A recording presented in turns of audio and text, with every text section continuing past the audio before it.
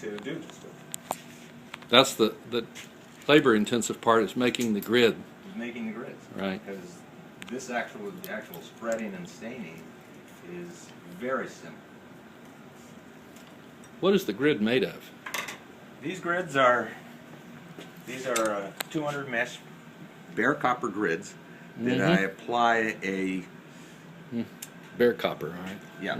We start with bare copper, and then I apply a film of Formvar to them. The film is about 20 to 30 nanometers thick, and then they have to be carbon coated before you can actually use them, because you've got a plastic film on there. If you put a liquid onto a plastic film, it's just going to ball up.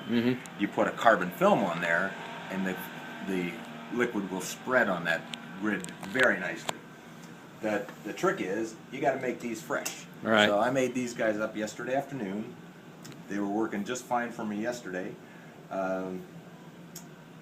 So once you have that, you have 3/4 of the job done. Okay. How long does it take to prepare that? The grids, Yeah. I can make 50 or so of them in about 2 hours. Oh, okay. You can buy these commercially, but the problem with purchasing them was they cost about $10 a grid if you buy them. Right. And you have no idea what their age is. Right, So right, the right. first thing you have to do is Yeah. kind of rejuvenate them. Right. You might as well spend time make your own. You know what you got. Exactly. I know what you mean. I've had to do that before So too. It's like it's Different just- things. If you can master this, Right. you can do the rest of Yeah. this stuff.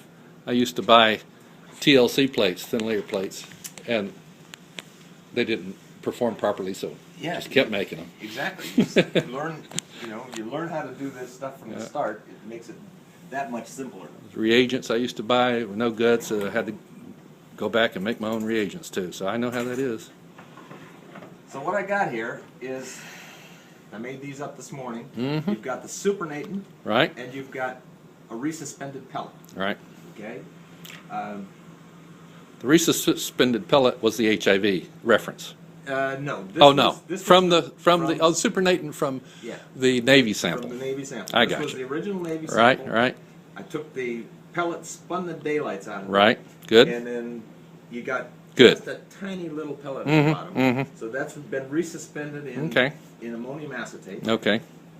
This is the supernatant. Mm-hmm. Off of that, Okay. that spin. So Let's just ignore the pellet. the, the We- pellet is no gonna wasting have- time. It's going to have a lot more lipid in it. Right. It's going to have a lot more. Let's just use a cellular- supernatant, because I was under the misimpression that we were concentrating virus. No. Yeah. You Totally wasting your time on that one. None of these kind of spins. So you take these little buggers, and it's kind of nice when you make them yourself, because you get all kinds of chances to evaluate them. Mm-hmm. So what I like to do is hold them in the light just right, All right. and you can see the film on the surface. Uh-huh. And what I do then is select ones that have the right color as well as the right sheen. Wow. And it's It's a bit of art. there's a lot of art involved here. There's a lot of basket weaving. And then you just hook them into your forceps. Right? Some people like to use anti-capillary forceps and all kinds of nonsense. I find that it's just more trouble than it's worth. You just get yourself a couple of good Everybody pairs. has their own technique that works for them, I guess. You get yourself a couple of good, these Inconel stainless steel forceps, And they lock. and you lock them with a paper clip. Uh-huh. Lock them with a paper clip. Mm-hmm. It's a handy little device, Yep. because it also acts as a stand. I bet you've done this 2 or 3 times. I've been to this rodeo many times. Now, what we've got here is, this is his purified virus. Okay. Directly from Heinrich. Which probably comes from the NIH, but we'll check with him on that. Yeah, probably, Ultimately. Ultimately, Mhm. probably came from the NIH. I mean, All right. they didn't generate this themselves. Right.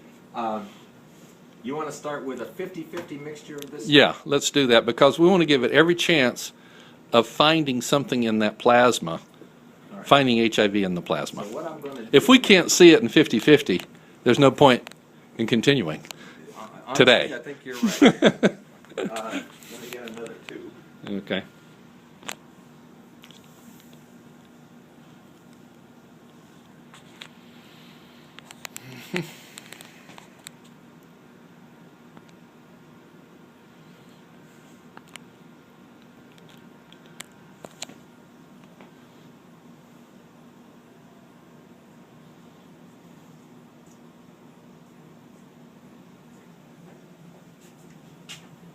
Now this is inactivated virus. otherwise Understand. I would- yeah, Right? You'd have a different situation I'd have a involved. different situation. Right.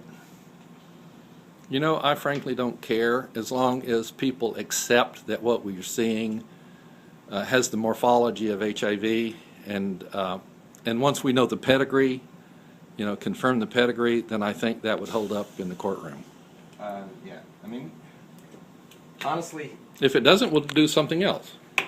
this, you know, But right now, we're ahead of the curve.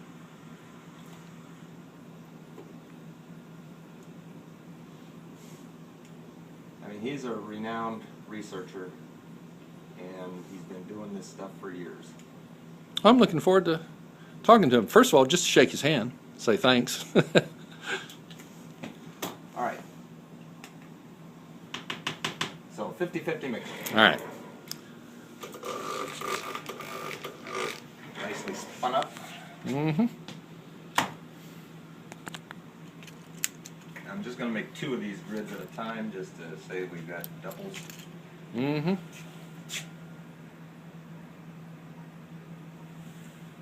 You putting, what, 10 microliters or so? Putting 10 microliters on there, and 10 microliters on here. Okay. Good. And now you wait the requisite 20 seconds or so, and I just do the counting method. I don't wear watches.